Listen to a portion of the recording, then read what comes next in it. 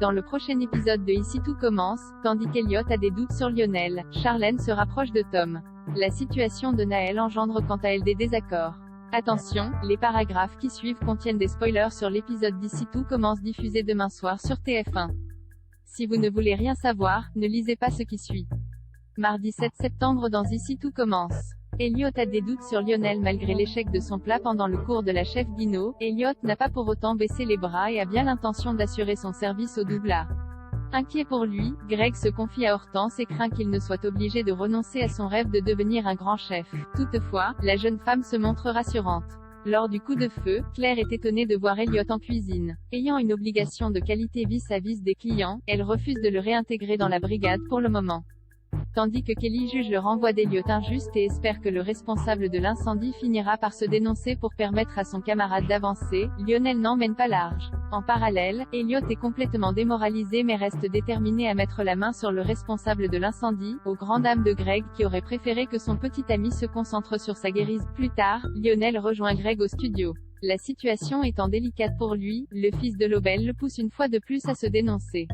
En vain. Alors qu'il le somme de quitter les lieux, Elliot débarque. Et lorsque ce dernier cherche à connaître la raison de leur dispute, Greg esquive le sujet avant de proposer à son copain un test olfactif pour sa rééducation. Malgré tout, Elliot se pose de nombreuses questions et en vient même à se demander si Lionel ne serait pas à l'origine de l'incendie. Greg a beau jurer que non, Elliot confronte à son tour le fils Lano mais il affirme qu'il n'a rien à voir avec cette histoire. De son côté, Hortense remarque sur le mollet de Stéphane, assis à quelques mètres d'elle, une bien étrange cicatrice. Intriguée, elle va à sa rencontre et le questionne sur sa blessure. Mal à l'aise, le père de Lionel prétend alors être tombé à vélo dans sa jeunesse mais Hortense, qui a fait une année de médecine, sait qu'il lui a menti car il s'agit des traces d'une grave brûlure. Pour Hortense, Stéphane cache quelque chose par rapport à l'incendie. Charlène se rapproche de Tom en se rendant chez ses parents pour le petit déjeuner. Charlène reçoit un accueil glacial de son frère. Loin d'être dupe, Emmanuel comprend que sa fille est venue lui rendre visite à cause de ses problèmes de santé. Même si leurs rapports ne sont pas au beau fixe ces derniers temps, Charlène souhaite cependant être présente pour son père et envisage de revenir s'installer dans la maison familiale. De retour chez les Guino, Charlène fait part de son projet à Louis et le met dans la confidence sur la maladie de son père.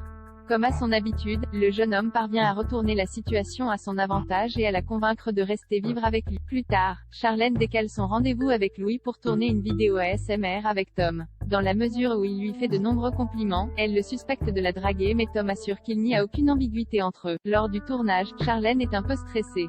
Tom lui donne alors quelques conseils afin de mieux utiliser sa voix pour l'exercice.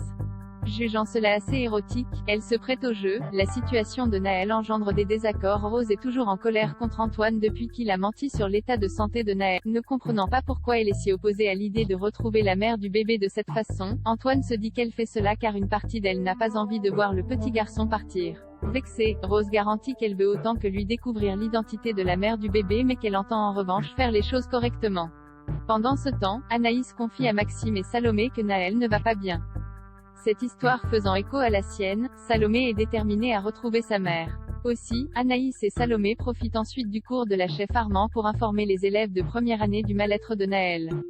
Si certains étudiants se montrent inquiets, Ambre signale que la mère a fait un choix et les encourage à le respecter. Charlène, qui a entendu la conversation, n'hésite pas une seconde à accabler ses camarades. Selon elle, Naël est bien mieux sans sa mère qui doit être une personne instable.